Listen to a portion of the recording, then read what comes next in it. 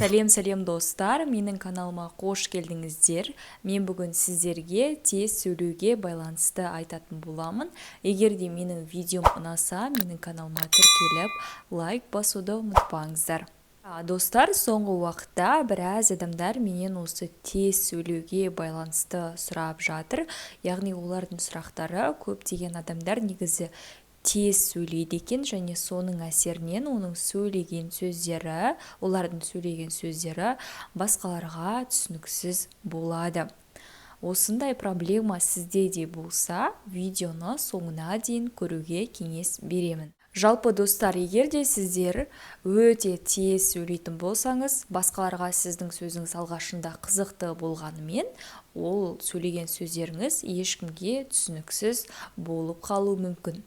Ал егер де сіз өте ақырын сөйлейтін болсаңыз, онда сіз адамдарды жалықтырып аласыз, яғни адамдар сізді тыңдағысы келмей кетеді.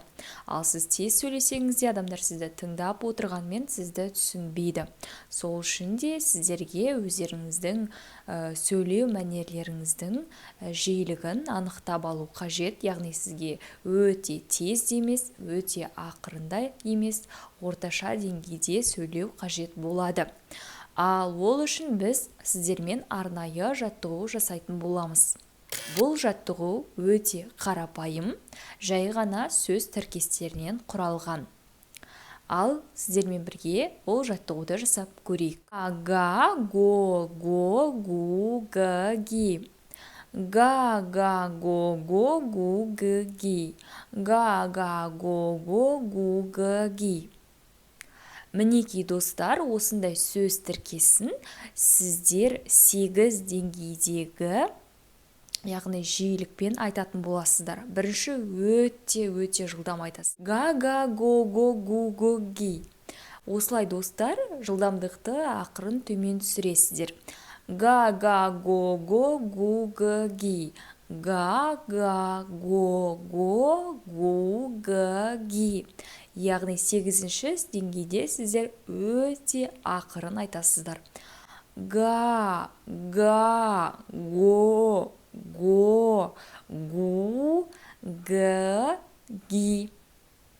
Міне осылай достар, осылай 8 деңгейде де сіздер айтып шығасыздар.